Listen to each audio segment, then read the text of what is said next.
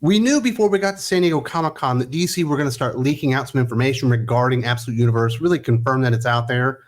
And we got that and so much more today. We've got like a spread, double page like marketing material for DC All In, talking about not only what's happening with Absolute Universe, but what's going to be happening with the regular DC comics like Earth Prime stuff and all that kind of stuff. We've got the information regarding the changeover of creative teams in the Earth Prime, which we've talked about here on the channel and predicted for quite some time.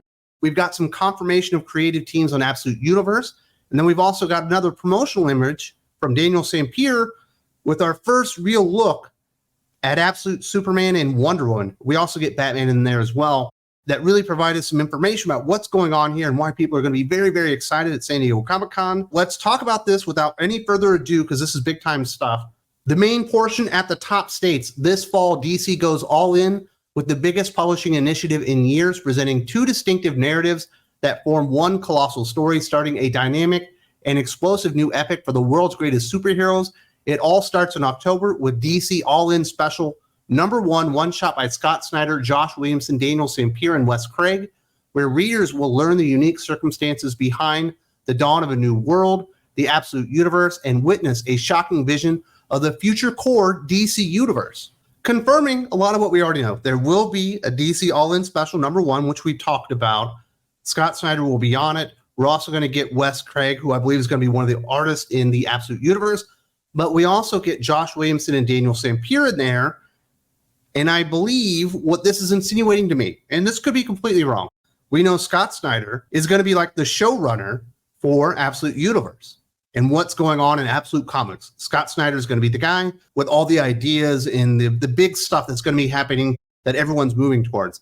This kind of gives me the impression that Josh Williamson might be just kind of the de facto showrunner on Earth Prime and all the stuff going on there. He is their most successful writer as of late. And we know that there's going to be a big presentation from DC Comics featuring Scott Snyder and Josh Williamson. Maybe they'll be laying all this out and how it's all going to work. But it sounds like you've got Scott Snyder on one side, clearly in control of DC Absolute Universe, and then Josh Williamson on the other side as like the creative that's in charge there. He's still going to be doing Superman. We know that he's going to be stopping Batman and Robin. I think he's also stopping Green Arrow. And he's going to be taking a smaller role creatively at DC Comics. You know, he's going to be doing G.I. Joe. But there's a good likelihood that he's actually going to be taking a stronger leadership role at DC Comics, which I'm not completely unopposed to. I do think Josh Williamson is a talented guy. He seems very earnest. He seems like a good dude, somebody you want to have a beer with and stuff like that. I do think the two people there might be a bad pairing because the way I understand it, and this is just how I understand it, and this might be completely wrong with the dynamic between Scott Snyder and Josh Williamson, is that Scott Snyder is Josh Williamson's mentor.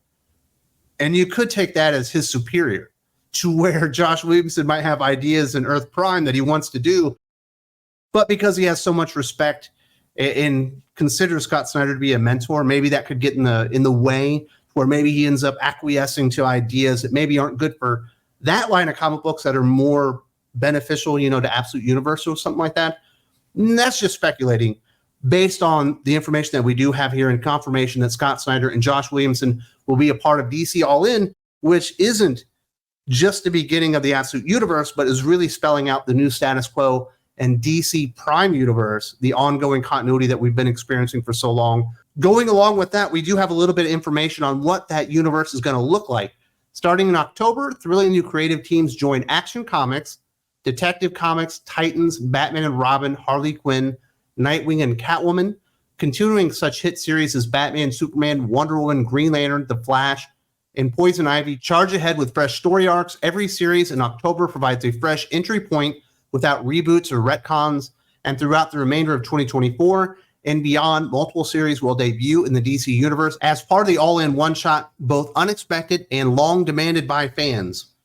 So I would definitely expect a Justice League book to be coming out, and we've heard rumors, strong rumors, that's going to be Mark Waid on that Justice League book. Is that still the plan? You know, it looks like he's got a Batman and Robin like year one book coming out with another artist out there. Regardless, if it's not Mark Waid, somebody's going to be doing Justice League. I personally would expect an Aquaman book to be announced in there as part of that initiative happening in October, coming out of the All-In Special #1.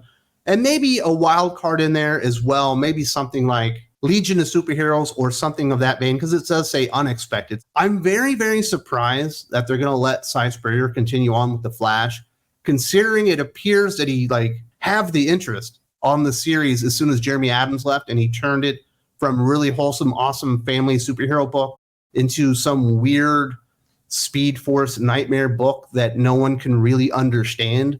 At this point, even the people that liked it at the beginning are like, I don't know what's happening. Yes, it's Reverse Flash, I guess, all of a sudden. I'm a little bit surprised about that. I really did expect them to put somebody else on The Flash. It's good that we're getting new writers on Action Comics, although I do believe the initial plan was Philip Kennedy Johnson returning to Action Comics, but I don't think that's the plan anymore. But it won't be Gail Simone, so that'll be good news. It won't be Jason Aaron, whose Bizarro story is perfectly fine. But we need a new voice on Detective Comics for sure. Titans has been just really, really bad. Batman and Robin had a lot of promise. I was excited about that book, but it felt like Josh Williamson just didn't have time for it, so I'm excited for a new voice there. Harley Quinn and Catwoman, why would you hire Tini Howard? That was one of the worst moves ever. Hopefully they'll put G. Willow Wilson on more of those books. And then finally, Nightwing. That's the book that's most important to me because I like Dick Grayson so much. So hopefully they get a good creator for that one that has something to tell, because we've been stuck in this fucking nightmare, whether you like the characterization or not. And I don't mind the characterization. I think it's actually pretty good, but it's been the same story arc for like 3 years. Like, can we tell the stories a little bit faster? And that's another thing that really bogged down and destroyed Ramby's Detective Comics run. So it is definitely time for some fresh perspectives and fresh voices in continuity. And hopefully they're going to go out there, put a little money into this and hire good writers. You know, hopefully it's not going to be Jackson Lanzig and Colin Kelly and Stephanie Phillips and Matthew Rosenberg and all these just lame-ass writers that have been really destroying Marvel and DC Comics the last 5 years. Getting over to the Absolute Universe, which would be the second half of the narrative. The Absolute Universe begins with Absolute Batman by Scott Snyder and Nick Dragotta, Absolute Superman by Jason Aaron and Rafa Sandoval, and Absolute Wonder Woman by Kelly Thompson and Hayden Sherman. Each ongoing series presents these iconic heroes in a striking reimagined context. The Absolute Universe will continue to grow with new series and unexpected creative teams to be revealed in the coming months. We knew all these creators already, and there are already strong rumors that it's going to be Jeff Lemire on Absolute Flash, that it's going to be Dennis Camp on Absolute Martian Manhunter for reasons I cannot figure out. And there's also going to be Al Ewing on Absolute Green Lantern, which I think is a really good choice. So we kind of know where some of these writers are going to be. The main event is Absolute Batman. Scott Snyder certainly has a long history with Batman and tremendous sales record with Batman. A lot of that time with Jock or Greg Capullo especially. I love Nick Dragotta. I'm definitely excited. That's the most exciting thing about Absolute Batman for me, is Nick Dragotta on art. I think that's going to be awesome. Absolute Superman, we've known for a long time, is going to be Jason Aaron. Rafa Sandoval, he just illustrated the House of Brainiac series. He's a really great artist, and he has a really good Superman. Of course, this Superman's going to look a little bit different. We're going to talk about that in a few minutes. We'll get to all the looks for Batman, Superman, and Wonder Woman. But I think that's a good creative pairing. It's hard for Jason Aaron to destroy something that hasn't existed before. So he's not going to go back and have to retcon the crap out of this Superman and make it into what he wants it to be, which is basically his propensity as a writer and has been for like a decade at this point.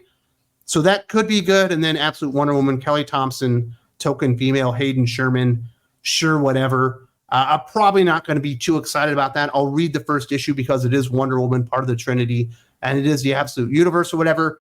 Do not expect anything good to come out of that comic book. And then if it's average or above average or even good, you will be wildly excited because it's so much better than you wanted. Just expect it's going to be bad. And if it's anything else, you got a bonus thing on top of this. So there's your main creative teams that they laid out there. We also got a promotional image from Daniel Sampier that's a little bit different than this one, talking about All In, or at least demonstrating All In. How about that one? Here's the Daniel Sampier promo image for DC All In, demonstrating the two narratives that will split the DC Comics publishing program going forward. On the right is the classic DC universe, but then on the left, Absolute Superman, Absolute Wonder Woman, Absolute Batman, and a divided narrative with Darkseid as the great divider, the threat to both, and presumably what they will have to deal with in both worlds. The Absolute Universe will be about superheroes as underdogs, a radical reinvention of classic DC superheroes in a shared universe. as if they had been invented today, with a Batman as a huge street level thug.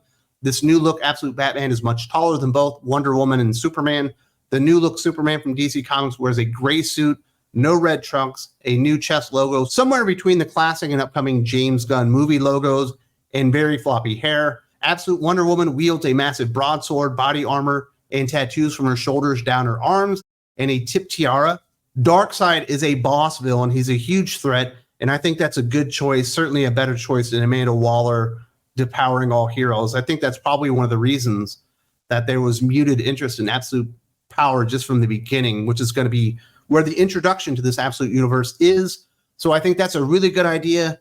Yes, more Darkseid. Thank you very much. As far as the looks go, we've seen this Batman. He's very huge. He's hulking.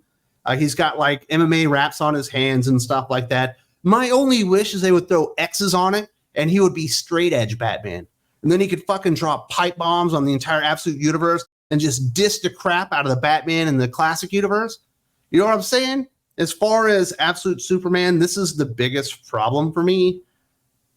He's got stubble. He's got a stupid haircut. He's not in his blue color. It's a more muted gray tone to it. Something akin to the classic logo. From the looks alone, it doesn't look promising. It looks kind of stupid. Superman never really works with long hair. We've already tried this. I think Grant Morrison's already tried it. I think Dan Jurgens has already tried this. And it never works. Nobody ever takes it seriously. And floppy hair Superman, I just don't think is a good artistic choice with the character. And from what I'm told, like this Superman will be a Superman that arrived on Earth like when he was 18 instead of being like 18 months or something, to where he's not fully bought into humanity because he wasn't raised by human parents. So it'll be Superman with a different perspective. So basically he's going to be Zod or Jor-El when they arrive or something like that, or any of the other countless Kryptonians that we've had over the times that arrived when they were fully fledged adults. I personally think that's it. It's certainly an alternative take, but it's not Superman at that point. It's not even really a take on Superman. I'm not really excited about that idea. That's the worst idea of the ones I've been told. And of course, I was told all this information like 9 months ago, or maybe even longer than that. So hopefully things have changed in the meantime and they're not going that route. As far as Wonder Woman goes, you look at that costume, I think New 52 Wonder Woman with magic sword, and she's got some, arm tats or something like that. Not a bad look whatsoever. I think that Wonder Woman looks perfectly fine. She's supposed to be athletic. She's supposed to be very powerful. Is she supposed to have tattoos? I'm agnostic on the idea of tattooed Wonder Woman. It doesn't really get me excited. It doesn't bother me, and I think that's a good look. I don't think New 52 Wonder Woman is exactly a good take on the character, but I thought the costume was good. She looked good as a character, so I don't think there's a bad idea going kind of back to that look. The bad idea really is the look on Superman, at least in my opinion, and what I've been told this version of Superman is going to be. I think it's a bad take on the character. And from what I'm told on Wonder Woman, she's going to be like, and I've said this before, like Indiana Jones, Lara Croft, she's going to be like an adventurer going out there and looking for relics and stuff like that, magical items. We do see in that one promo image that she's riding like some type of magical creature or something. Maybe they'll toss more into like Justice League Dark type of stuff. So there you go. We got a couple of images today that really shine some lights on what's going to be going on with DC All In the Absolute Universe and in continuity. Plenty of new creators. I imagine most of them will be announced at San Diego Comic-Con because we haven't got the October solicitations for DC yet. They'll probably come out after they leak all that kind of stuff. We'll finally get maybe a better idea of what Absolute Universe is going to be when they start adding the artists to the titles. We kind of know Jeff Lemire, Al Ewing, and who's the other one? Dennis Camp, what they're going to be doing. We still have Che Grayson out there. Once again, my guess would be Absolute Harley Quinn, maybe Absolute Catwoman, something like that. And then there's another writer, Pornsak Pinchoti. And I would assume he's going to be on Swamp Thing or Justice League Dark or something like that. So I'm not like over the moon expecting awesome stuff from this, but I am expecting Scott Snyder and Nick Dragotta to at least have a cool book. I don't believe Ultimate Wonder Woman has a chance to be good, but I hope to be proved wrong. And then I am excited about new creators on all those books. I don't think any of the creators that were on them, other than Phil Kennedy Johnson on Action Comics, and he hasn't been there for like 9 months, we're doing a good job. So I think this is pretty smart all around, but they should have replaced Cy Spurrier as the Flash writer. That would be my big critique. Well, and who am I kidding? Chip Zdarsky is the Batman writer. I would have gotten rid of him too. It sounded like he was penning his goodbye letter in the last issue anyway. So that would have been another move I made. Probably should have mentioned that one earlier. If you would like more coverage on the Absolute Universe and DC All In and everything happening at San Diego Comic-Con, whether it be DC Comics or Marvel Comics, of course, we're going to have it here, but we're also going to talk about it more in depth on Think Critical Patreon. If you haven't checked that out and you would like to support the channel there and all the stuff that we're doing here for you guys, there's a link in the video description.